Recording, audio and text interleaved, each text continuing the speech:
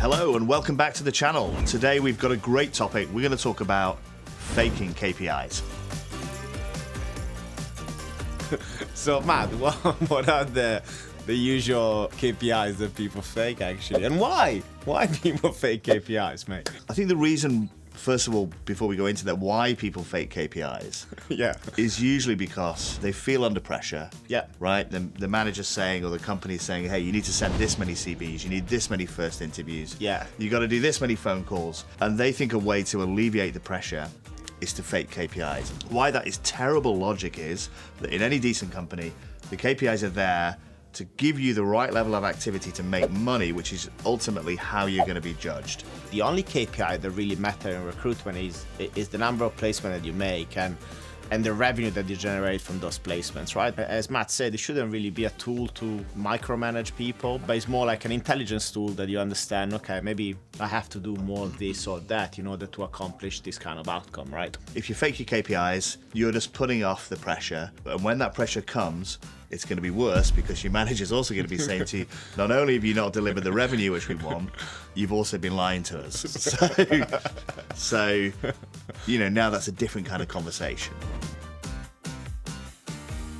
I mean, I've seen it before. I think the easy one to fake is probably CVs sent, where people have not got the buy-in from the candidate, or the candidate hasn't given them their permission to send a CV, and you send it anyway. The same thing could happen for all the KPIs. Like you register a candidate where you didn't really speak with the candidate, you didn't screen him, but you create a profile and you fake the notes basically and that kind of stuff. I think usually candidates and CV sent is kind of the most common one. I think phone calls also. I think most recruitment companies, to a certain degree, especially if you're more of a high volume recruitment business, you're going to measure the phone calls that people make and maybe even set some targets for phone calls, which I think is reasonable.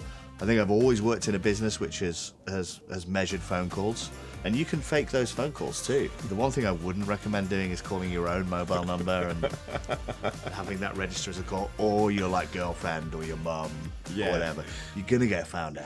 Yeah, because most companies will have kind of like a software that will list the numbers that you call, so it's pretty easy to see if some numbers appear often.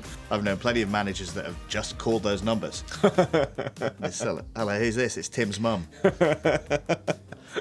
And then you're in trouble. Right? So I think the moral of the story is, even if you're under pressure, don't be tempted. It's better to have low KPIs with a reason than fake KPIs at the end of the day. I think everybody respects that.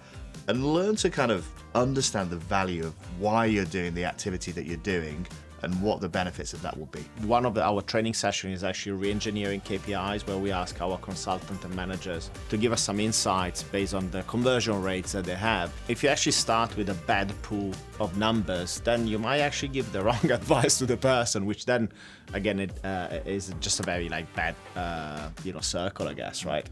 Okay, so we have a new video every week. So if you're interested in recruitment advice, tips, some funny stories from the industry, then please subscribe, and follow our channel.